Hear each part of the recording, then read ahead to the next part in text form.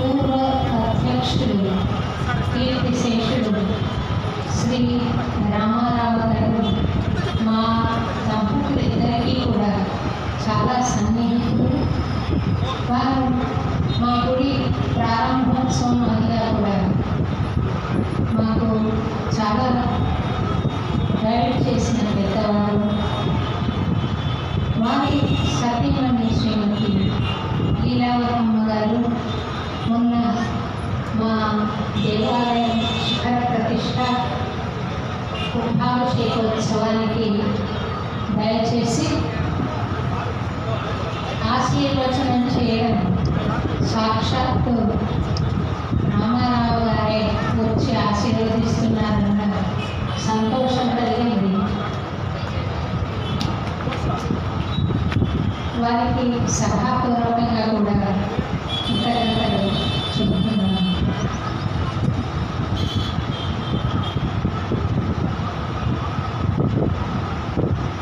రాముడు అనగానే జై శ్రీరామ్ అంటాం, జై బజరంగబలి అంటాం. నేను కూడా చాలా ఇష్టంగా అనే మాటలు నామాలని. అయితే ఆ పేరు వెనక ఉన్న శక్తి, ఆచరణ, విలువలు ఏమున్నాయని మనమంతా కూడా ఆలోచించుకోవాల్సిన సందర్భం.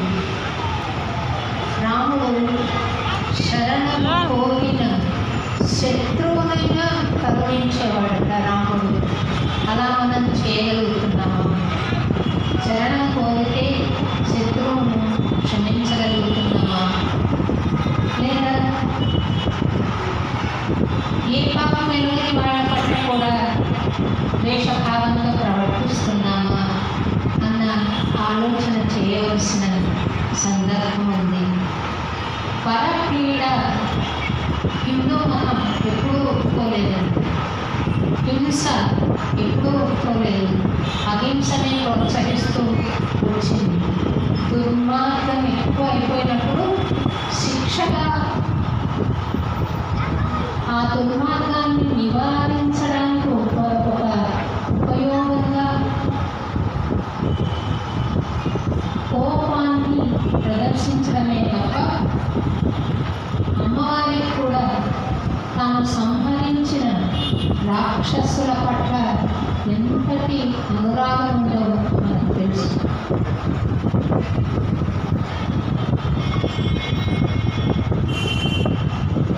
చివరికి రాముడి చేతిలో మరణం పొందిన రావణాసురుడు కూడా తనకు అత్యంత సన్నిహితులైన జయంజయుల అవతారమే కదా.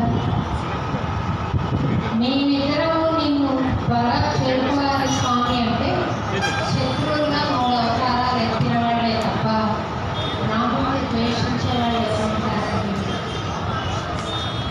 రాముడు నిజానికి ఎవరిలోనూ ద్వేషం అనే భావాన్ని రేకెత్తించే వ్యక్తిత్వం కాదు. అయినా కూడా వాళ్ళ పట్ల ద్వేషం వహించడం అనేది అది ఏదో పూర్వజన్మ వృత్తాంతం నుండి జరుగుతుంది తప్ప రాముడి వ్యక్తిత్వంలో లోపం కాదది. రాముడు పరిపూర్ణుడు, పరిపూర్ణ పురుషోత్తమ అవతారం.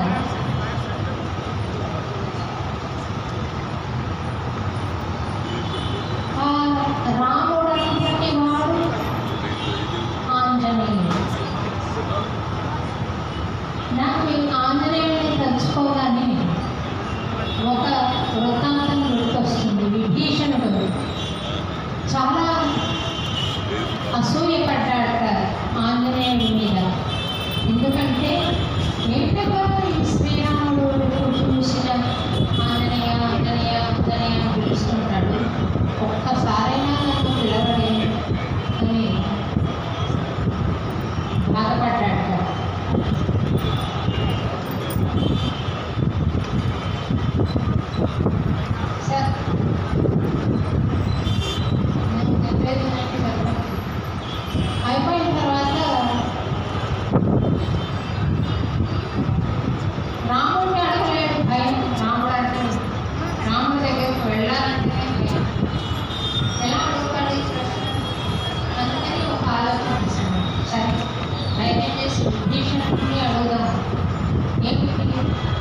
రాముడు నిన్న ప్రతిక్షణ కలుసుకోవడంలో విశేషమైంది.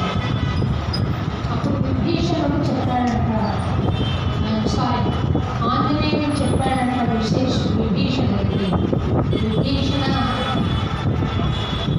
నేను మీ రామ నామ ధ్యాన జపం నిరంతరం చేస్తాను. అంతేకాదు సుమ, రామ కార్యం కూడా చేస్తాను. అది ఈ శ్రీరామనవమి రోజు రాముడంతటి వాడైపోయిన ఆంజనేయ స్వామి శక్తిలోని రహస్యాన్ని మనం గ్రహించి కేవలం రామనామ జపమే కాదు, నామ కార్యం కూడా చేస్తాము అని మనం పక్కన కట్టుకుని రామనామ జపంతో పాటు నామ కార్యం కూడా చేసే ప్రయత్నం చేద్దామని మనవి చేస్తూ మీ అందరికీ మరోసారి శ్రీరామనవమి శుభాకాంక్షలు తెలుపుతూ గౌరవనీయులు శ్రీరామ గారు కీర్తనలు పాడతారా అని అడిగారు. ఒక కీర్తన అనడానికి అమృత గారు అనుమతిస్తే ప్రయత్నం.